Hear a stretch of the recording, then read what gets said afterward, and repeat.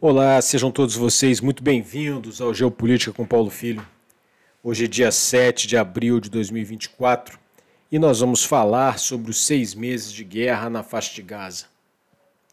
Há exatamente 6 meses o mundo era surpreendido pelos terríveis ataques terroristas perpetrados pelo Hamas em Israel. As imagens da violência gratuita que atingiu crianças, mulheres, homens e idosos de maneira indistinta, matando cerca de 1.200 pessoas e fazendo mais de 200 de reféns, chocaram o mundo e criaram instantaneamente uma onda de indignação e apoio aos israelenses.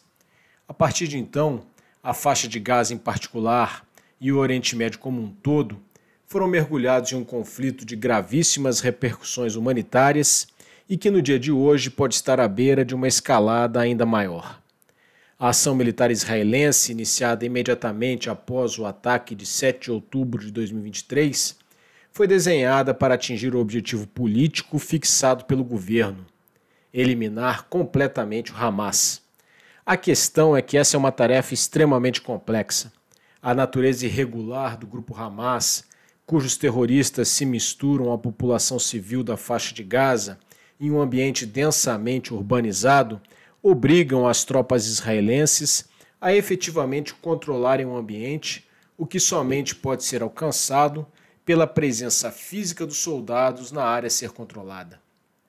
Esse tipo de combate, em zona densamente urbanizada e em meio da população, coloca os militares constantemente sob o dilema de escolher os meios e métodos de combate que, de um lado, levem ao cumprimento do objetivo militar proposto, mas, de outro lado, causem o menor sofrimento humanitário possível à população civil. Passados 6 meses da ação militar em Gaza, está claro que o exército israelense não conseguiu resolver essa equação da melhor forma.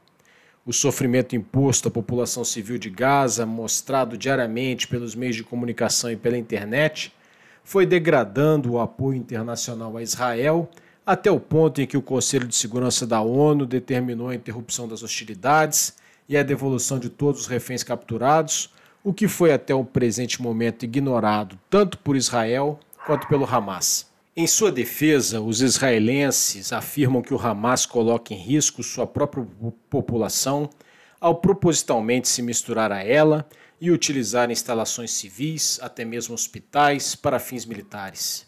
Isso é verdade.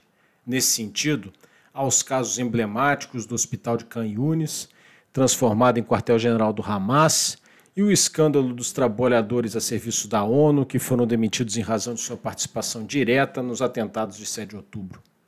Entretanto, a dificuldade de se distinguir claramente entre combatentes e não combatentes no campo de batalha, embora complique significativamente as operações militares, não isenta o exército israelense da responsabilidade de cumprir os princípios e leis da guerra.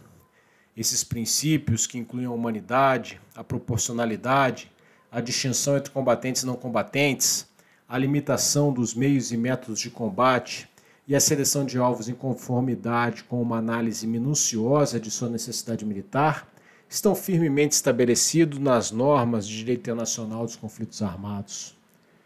O conflito entre Israel e Hamas envolve também outros atores, o que eleva o risco de uma escalada.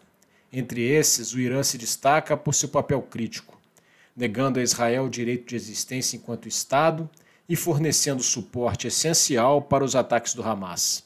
Além disso, o Irã fornece armas e apoio a diversos grupos militantes que se opõem a Israel, como o Hezbollah do Líbano, milícias xiitas na Síria e no Iraque, os Hutis no Iêmen. Essa estratégia permite ao Irã evitar um envolvimento direto, minimizando os riscos desse tipo de confrontação. No entanto, essa dinâmica pode estar prestes a mudar. Em 1º de abril, um ataque israelense ao consulado iraniano na Síria resultou na morte do general Mohammad Reza Zahed, da Guarda Revolucionária Iraniana, além de outros militares, levando a promessas de vingança por parte do Irã. Desde então, a defesa antiaérea de Israel permanece em alerta máximo, antecipando uma possível retaliação.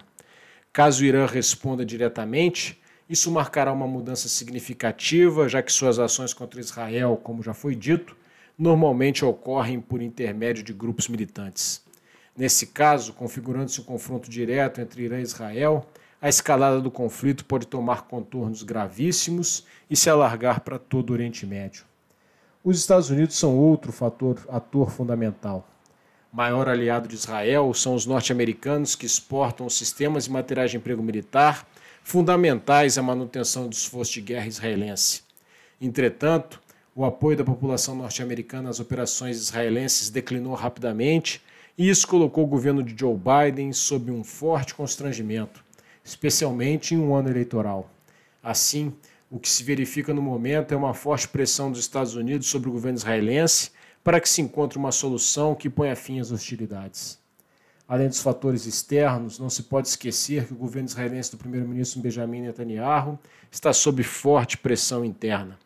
A oposição a seu governo, que era grande antes dos ataques de 7 de outubro e arrefeceu em razão da união nacional em torno da resposta militar, novamente se agrava, na medida em que se avolumam as críticas acerca da condução das operações e da incapacidade em se trazer de volta os reféns ainda mantidos em cativeiro pelo Hamas. Grandes manifestações populares pedindo a renúncia de Netanyahu têm acontecido nas principais cidades israelenses.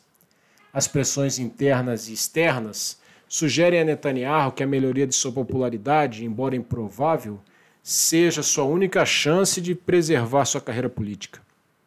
Essa melhoria, no entanto, depende de uma vitória decisiva sobre o Hamas, o que implicaria no controle total da faixa de Gaza. Atualmente, isso se traduz na necessidade de dominar a cidade de Rafah, localizada no sul do enclave, na fronteira com o Egito. Rafah é o último bastião a ser controlado, mas a tarefa é complicada pela presença de aproximadamente 1,4 milhão de pessoas. Muitas dessas pessoas que se refugiaram ali, vindas de outras partes do território, elevando dramaticamente o risco de um desastre humanitário ainda maior. Dessa forma, o cenário que se apresenta hoje, no dia em que se completam 6 meses de guerra, mostra muitas possibilidades de agravamento da situação. Por outro lado, as chances de desescalada se concentram nas tratativas intermediadas pelo Catar, que, embora por vezes pareçam avançar, têm sempre esbarrado em exigências inaceitáveis por um ou outro lado da disputa. Assim, resta evidente a complexidade da situação.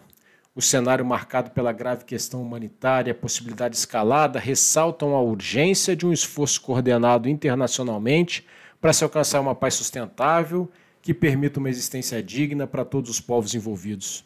Isso não será conseguido sem a proposição de soluções inovadoras, visto que as tentadas nas últimas décadas não surtiram resultados. Resta saber se o mundo de hoje possui lideranças capazes de construir tais soluções. Se você ouviu esse áudio até aqui, é porque esses assuntos de estratégia e de geopolítica te interessam.